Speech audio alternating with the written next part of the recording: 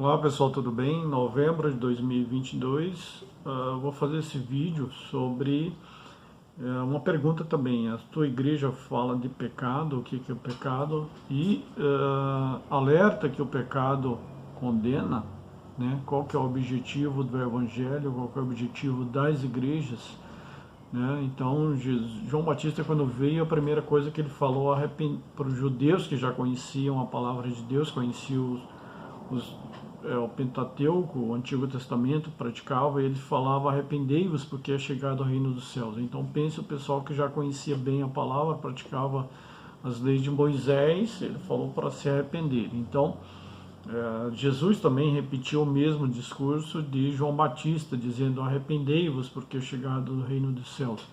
Então o arrependimento seria em relação à nova doutrina, ali seria o novo vinho, né, o novo vinho, novo colocado em outros novos, né, seriam as novas, as boas novas, a promessa. Jesus era a promessa de que viria o Messias, e ele fala lá em Mateus 10 também, que é chegado o reino dos céus. Então o evangelho são as boas novas. Então, se a sua igreja não fala o que é pecado e que o pecado condena, quais são os pecados que nós devemos deixar de praticar, né?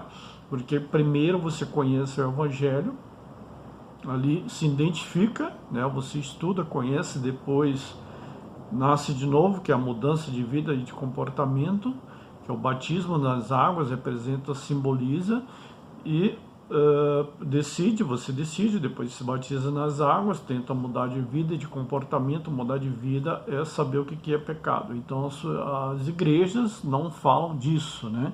Não falam o que é pecado. E depois o batismo com o Espírito Santo. O batismo com o Espírito Santo é o selo de Deus. Então ali representa que Deus te selou, né? Você fez um compromisso com Deus, conheceu o Evangelho, se arrependeu, batizou e recebeu o Espírito Santo. Então recebe o Espírito Santo e isso comprova de que você foi selado e aceito por Deus como filho. Então a gente vê aí as igrejas atuais aí não falarem em pecado e não exortarem o povo. Não, eles falam de bênção, bênção, bênção, que são você está profetizando bênçãos, né? Mas não está ensinando o povo de que tem que deixar o pecado, né? Então não adianta só atrair as pessoas e não ensinar, né? Então, porque dessa forma as pessoas vão estar aí se contaminando com o que é santo, né? Não adianta só aceitar Jesus ou ir para a igreja e sem deixar o mundo. Então ali eu tenho um texto base que eu vou falar, seria em Tiago 1, né? Tiago 1,13, que Deus fala, que fala dessa forma: entretanto ninguém ao ser tentado deverá dizer: eu sou tentado por Deus. Ora, Deus não pode ser tentado pelo mal e a nenhuma pessoa tenta. Então Deus, ele não tenta, mas ele ensina o evangelho e você vai ser provado assim como Jesus foi. Dessa forma nós vamos ser testados, vamos passar para ver se você passou por aquilo ou não, porque o diabo tenta você na palavra para distorcê-la, assim como tentou fazer com Jesus quando Jesus foi tentado por ele, né? E no entanto Jesus rebateu na base que ele tinha, que é a palavra, que é o nosso manual, é a nossa regra, a nossa constituição. Então nós temos que passar por essa situação para ver se nós já estamos treinados e nós temos que vencer essa situação. Por isso que temos que conhecer, ter o conhecimento do que é pecado, porque senão a gente vai ficar dando voltas, né? E aí fala ali no 14, cada um é tentado pelo seu próprio desejo, seu mau desejo, quer dizer que a concupiscência da carne e dos olhos, né? Então temos que saber o que é concupiscência da carne, o desejo das carnes, das coisas materiais, e dos olhos, por coisas também materiais, né? Então é outro estudo que tem que ser feito. E aí fala que cada um, porém, é tentado pelo seu próprio mau desejo, sendo esse iludido e arrastado. Então você é iludido, achando às vezes que é uma bênção, mas que está fora do padrão de Deus. Assim como Deus falou para Adão e Eva para não mexer na maçã.